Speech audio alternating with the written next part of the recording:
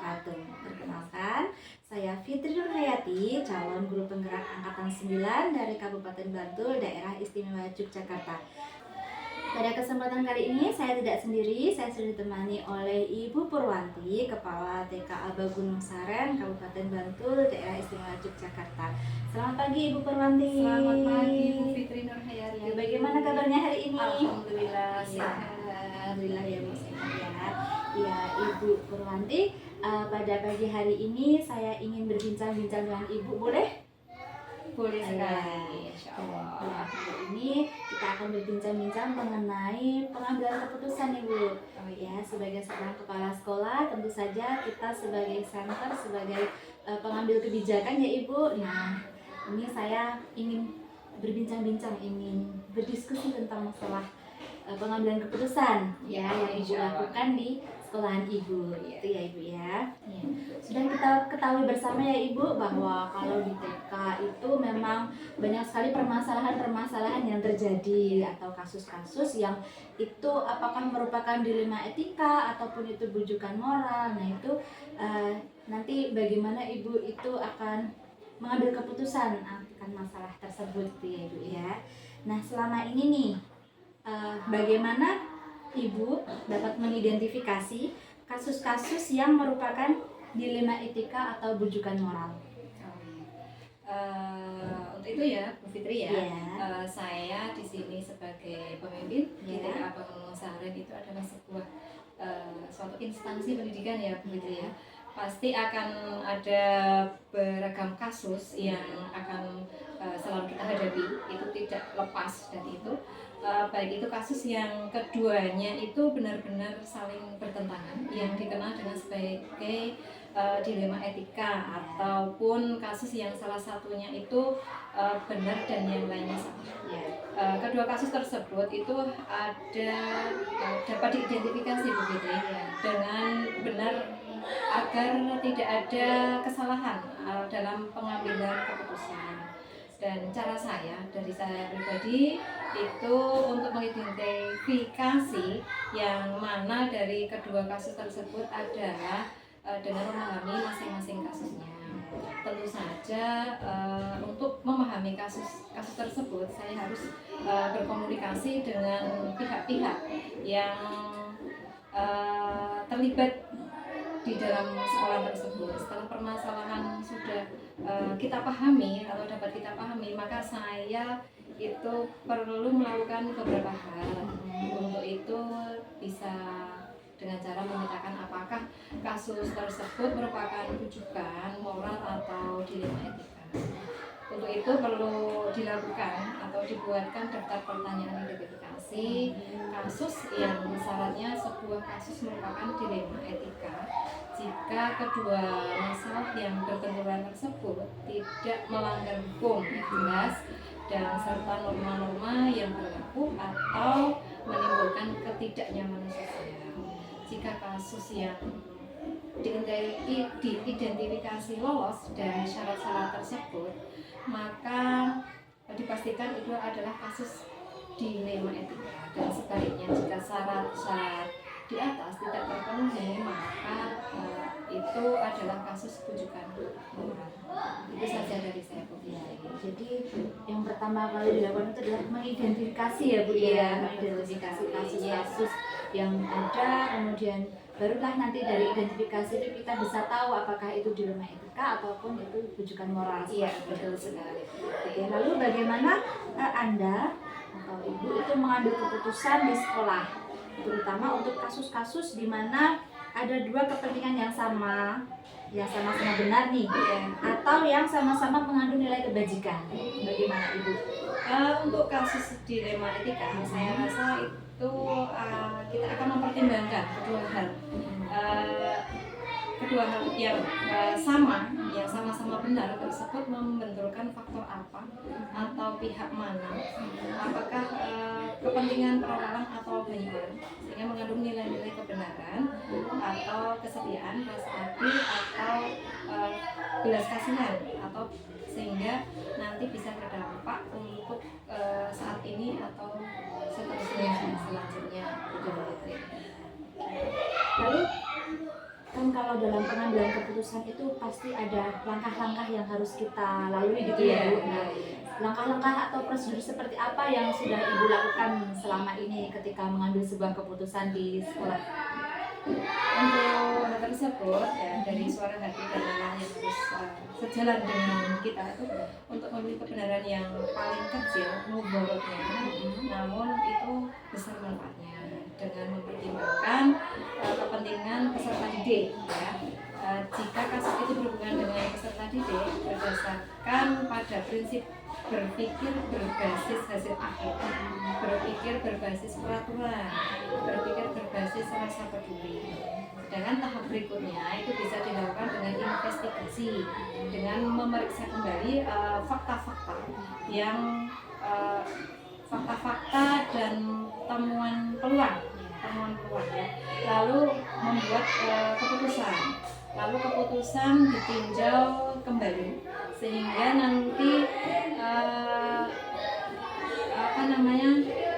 membuat suatu keyakinan kebenaran itu nanti insya Allah dalam bimbingan Allah ya, keputusan itu yang kita ambil nanti mendapat keputusan yang bertanggung jawab seperti itu. Jadi kita harus mengidentifikasi dulu seperti ya Bu, terus baru nantilah kita cek dulu faktanya kebenaran yang ada di lapangan dulu ya. Baru nanti kita bisa ambil keputusan seperti kurang lebih. Iya. Lalu hal-hal apa saja nih yang sudah Ibu anggap efektif dalam pengambilan keputusan pada kasus-kasus dilema etika yang selama ini terjadi di sekolahnya Ibu? Untuk kasus yang seperti ini tuh dalam pengambilan keputusan dilema etika dan hal yang efektif yang perlu kita lakukan adalah menyederhanakan pokok permasalahan, terus membangun kebijaksanaan. Itu dari saya yang hanya simple namun bermakna. Ya. Lalu untuk apakah ada nih tantangan yang selama ini Ibu hadapi saat mengambil keputusan pada kasus-kasus dilema etika yang selama ini terjadi gitu? Ya pastinya ada ya tantangan seperti itu. Untuk mengambil hasil keputusan yang ambil, mungkin ada pihak-pihak yang tidak dapat menerima keputusan itu secara sepenuhnya. Ya, proses untuk dapat memahamkan sebagian orang untuk secara ikhlas menerima dan menjalankan keputusan itu menjadi sebuah tantangan yang sangat luar biasa. Serta untuk tetap istiqomah kita kepada Allah untuk menjalankan yang namanya suatu keputusan agar keputusan yang tadi bisa disepakati. Lalu nih Bu, dalam mengambil sebuah keputusan, entah itu dilema etika, entah itu rujukan moral, apakah Ibu memiliki jadwal tertentu nih untuk sebuah penyelesaian kasus, entah itu dilema etika maupun rujukan moral? Lalu apakah Ibu itu langsung menyelesaikan di tempat atau memiliki jadwal tertentu untuk menyelesaikan permasalahan tersebut? Saya rasa untuk jadwal itu tidak ada begitu, tidak ada jadwal yang khusus atau jadwal tertentu untuk menyelesaikan yang namanya sebuah kasus.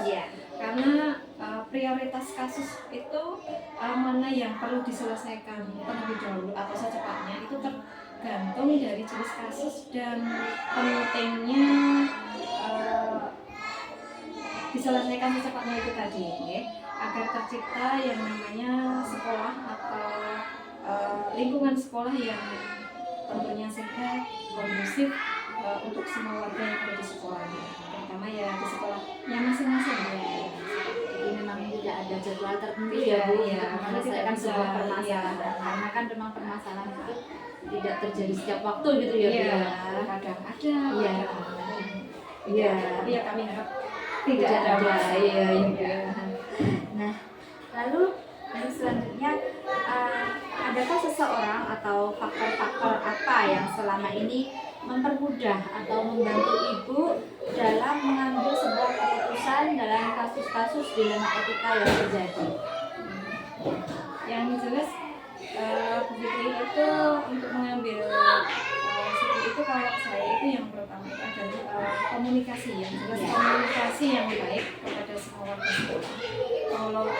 yang baik dan pemahaman tentang teori pengambilan keputusan sebagai seorang pemimpin, sehingga nanti menjadikan faktor yang mempermudah dan membantu untuk mengambil suatu keputusan. Dari semua hal yang telah Ibu sampaikan tadi, kira-kira pembelajaran apa yang bisa Ibu petik dari pengalaman selama menjadi kepala sekolah dalam mengambil sebuah keputusan dilema etika tersebut, Bu? Menurut saya dalam mengambil sebuah keputusan untuk mengidentifikasi jenis kasus, kita harus bisa melakukan lebih awal dengan melakukan pengujian, lalu dilakukan pengujian itu benar dengan melawan yang benar untuk dapat menentukan paradigma apa yang akan kita pilih, sehingga nanti keputusan itu bisa diambil sesuai dengan prinsip-prinsip yang tidak merugikan siswa atau peserta didik. Prinsipnya, intinya kita mengedepankan peserta didik. Ya, intinya itu ya, Bu. Jadi tetap berpusat pada peserta didik. Iya, betul sekali, Bu Fitri. Iya. Seru sekali ya, Bu, bincang-bincang kali ini ya, Bu ya. Terima kasih ya, Bu, atas waktunya. Terima kasih juga, Bu Fitri. Terima kasih atas jawaban-jawaban dari Ibu yang sudah memberikan saya banyak pengetahuan lagi tentunya tentang pengambilan sebuah keputusan di lembaga sekolah tentunya. Iya. Seperti ya, Bu ya. Terima kasih, Bu Purwanti. Sama-sama. Iya. Demikian perbincangan kita pada pagi hari ini. Terima kasih. Wassalamualaikum warahmatullahi wabarakatuh. Assalamualaikum warahmatullahi wabarakatuh. Salam guru penggerak, bergerak, menggerakkan. Perkenalkan, saya Fitri Nurhayati, calon guru penggerak angkatan 9 dari TKA Babakan, Kabupaten Bantul, Daerah Istimewa Yogyakarta. Kali ini saya tidak sendiri, saya sudah ditemani oleh Ibu Sulis Purwanti, Kepala Sekolah dari TK PKK Tunas Putra Bantul, Daerah Istimewa Yogyakarta. Selamat siang Ibu Sulis. Selamat siang Bu Fitri. Iya, apa kabarnya hari ini? Alhamdulillah sehat ya sehat. Bu ya. Iya. Pada kesempatan kali ini saya ingin mengajak Bu Sulis untuk bincang-bincang nih, boleh ya Bu ya? Boleh. Pada perbincangan kita kali ini kita akan membahas tentang pengambilan keputusan nih Bu. Oke. Pengambilan keputusan di sekolah yang Ibu pimpin ya. Iya. Langsung saja ya Bu ya. Iya. Nah, Ibu, kita kan sudah mengetahui ya Bu kalau di sekolah itu banyak sekali kasus-kasus atau permasalahan-permasalahan yang sudah terjadi, baik itu dilema etika maupun kasus bujukan moral seperti itu. Nah, selama ini ya, bagaimana Ibu dapat mengidentifikasi kasus-kasus yang merupakan dilema etika atau bujukan moral tersebut? Terima kasih Bu Fitri Iya. atas waktunya, dan di sini saya akan menjawab pertanyaan dari Bu Fitri. Memang sebagai seorang pemimpin di TK ini seringkali ada menghadapi kasus dilema etika ataupun juga bujukan moral. Ya. Bahkan seringkali kasus-kasus tersebut bersinggungan entah dengan wali murid maupun dengan rekan sejawat. Ya. Terus dalam rangka mengidentifikasikan kasus tersebut, saya selalu melihat dulu dan juga memahami apa yang terjadi, juga dengan siapa kasus tersebut terjadi, ya. Dan dalam memahami kasus tersebut, tentu saja selalu berkomunikasi dengan pihak yang terlibat. Dari komunikasi dua arah tersebut, maka saya dapat melihat apakah kasus tersebut termasuk dilema ataupun bukan moral. Demikian. Jadi yang pertama tetap mengidentifikasi dulu ya Bu kasus tersebut. Nah, lalu bagaimana nih Bu selama ini Anda menjalankan pengambilan keputusan di sekolah ya, terutama untuk kasus-kasus nih di mana ada dua kepentingan yang sama-sama benar atau sama-sama mengandung nilai kebajikan. Oke. Dalam mengambil sebuah keputusan itu, tentu saya selalu mengkoordinasikan, ya, mengkoordinasikan dan juga mengkomunikasikan dengan teman-teman yang ada di sekolah, teman sejawat maksud saya, agar saya memiliki pertimbangan-pertimbangan yang dapat saya gunakan dalam pengambilan sebuah keputusan. Ya. Jadi tetap komunikasi ya Bu Ya, ya dengan teman yang ada di sekolah. Nah, lalu langkah-langkah atau prosedur yang seperti apa yang biasa Ibu lakukan dalam menangani kasus-kasus seperti dilema etika tersebut? Oke, dalam langkah-langkah yang saya gunakan dalam mengambil keputusan tentunya untuk pertama kali ya, saya akan mengidentifikasi dulu masalah atau kasus yang terjadi yang pertama. Kemudian saya mengkoordinasikan dan juga mengkomunikasikan dengan guru tentang bagaimana baiknya dalam mengambil kasus tersebut sehingga saya dapat gambaran untuk mengambil sebuah keputusan. Terus dalam koordinasi dan komunikasi tersebut saya bisa menentukan keputusan apa yang akan saya ambil. Apakah itu berdasarkan rasa peduli atau peraturan ataukah juga berdasarkan hasil akhir seperti itu. Bu Fitri ya. Nah, lalu selama ini ketika Anda mengambil sebuah keputusan, entah itu keputusan dilema etika atau rujukan moral, itu apa yang Ibu anggap efektif dalam pengambilan keputusan pada kasus-kasus terutama dilema etika?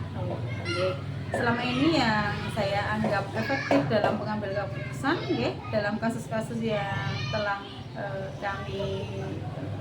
kami temui di lapangan, dilema etika dengan melakukan koordinasi itu tadi koordinasi, komunikasi dengan teman-teman yang ada di sekolah. Seperti itu Bu Fitri Ya. Mohon maaf saya agak sok lupa dengan namanya Bu Fitri. Iya. Ya, kemudian Ibu, hal-hal yang selama ini menjadi tantangan bagi Ibu dalam mengambil sebuah keputusan itu apa saja? Hal-hal yang apa ya? Ya, yang menjadi tantangan Ya. dalam pengambilan keputusan. Ya. Saat keputusan tersebut saya ambil, maka saya harus siap dengan segala risiko yang saya ambil Ya. Apakah nantinya keputusan itu tepat atau tidak tepat, bagaimana dampaknya yang akan terjadi jika keputusan itu saya ambil sampai jarang saya seringkali dibenci, kadang mungkin kadang dicaci maki, keputusan seperti ini yang diambil kok bisa seperti ini, kadang seperti itu oleh beberapa yang membicarakan itu. Kadang tidak cuma satu pihak tapi beberapa pihak yang terkait dalam pengambilan keputusan ini. Nah, ini yang sangat menjadi tantangan bagi saya. Jadi memang kalau dalam sebuah keputusan itu kadang Berdampak dilema ya Bu positif, ya, iya, positif juga dilema. negatif. Ya, belum tentu apa yang kita anggap benar itu bisa dianggap benar oleh orang lain. Nah, itu selalu terjadi pro kontra seperti itu ya Bu. Iya, lalu untuk yang selanjutnya ini apakah Ibu memiliki jadwal tertentu nih untuk menyelesaikan sebuah permasalahan dilema etika tersebut? Jadwal Iya. untuk jadwal tentunya tidak nih Pak, karena mungkin kasus-kasus tertentu kan tidak bisa kami jadwalkan. Jadwal mungkin di hari ini dilalah kami jadwalkan untuk penyelesaian kasus itu, tapi ternyata tidak ada kasus. Hanya saja untuk pengambilan keputusan itu tergantung dari kasus yang ada. Apakah kasus diselesaikan secara segera atau membutuhkan waktu sampai itu bisa untuk besok gitu. Jadi tidak ada jadwal untuk bagi kami dalam penyelesaian kasus. Tergantung dari dari saat itu ada dan tidaknya. Jadi tidak bisa dijadwalkan. Karena memang kasus itu tidak setiap hari ada ya Bu ya. Dan semoga tidak ada, tapi ya nggak bisa juga kita bisa menghindari sebuah kasus gitu. Seperti itu. Iya. Lalu Bu, adakah seseorang nih atau faktor-faktor apa yang selama ini mempermudah atau membantu Ibu dalam mengambil sebuah keputusan kasus-kasus dilema etika? Kalau dikatakan itu mudah ya. untuk mengambil sebuah keputusan, tentu saja tidak karena itu tadi dari awal ya, mesti ada dampak positif dan negatif Iya. dari sebuah pengambilan keputusan. Ya. Keputusan tidak ada yang mudah karena perlu pertimbangan antara hati, nurani dan sosial ya. Karena kita bersinggungan dengan orang lain, orang banyak gitu. Jadi dalam pengambilan keputusan mesti ada suatu pertimbangan ya, seperti itu. Oke. Dari semua hal yang telah Ibu sampaikan nih, pembelajaran apa yang bisa Ibu petik selama ini Ibu menjadi kepala sekolah dalam mengambil sebuah keputusan dilema etika tersebut? Selama menjadi kepala sekolah yang belum lama ya Mbak, Iya. tentu saja kami di TKPK Tunas Putra ini belum lama, baru sekitar 3 sampai 4 tahunan lah ya. Saya menjadi lebih bisa ya, memahami karakter masing-masing dari orang di sekitar kami, dan bagaimana cara untuk menghadapi setiap orang yang ada di sekitar kita. Seperti itu Mbak Pipit untuk jawaban kami. Masih ada pertanyaan? Saya rasa cukup Bu Oke. Sulis. Terima kasih banyak untuk waktunya hari ini. Sama-sama. Terima kasih juga untuk jawaban yang Sama-sama. sangat baik sekali Ibu. Terima kasih. Ya. Sama juga. Demikian, Semoga membantu. iya. Demikian wawancara kami kepada Ibu Sulis Purwanti. Terima kasih Ibu Sulis dan sampai berjumpa pada pertemuan yang selanjutnya. Wassalamualaikum warahmatullahi wabarakatuh. Waalaikumsalam.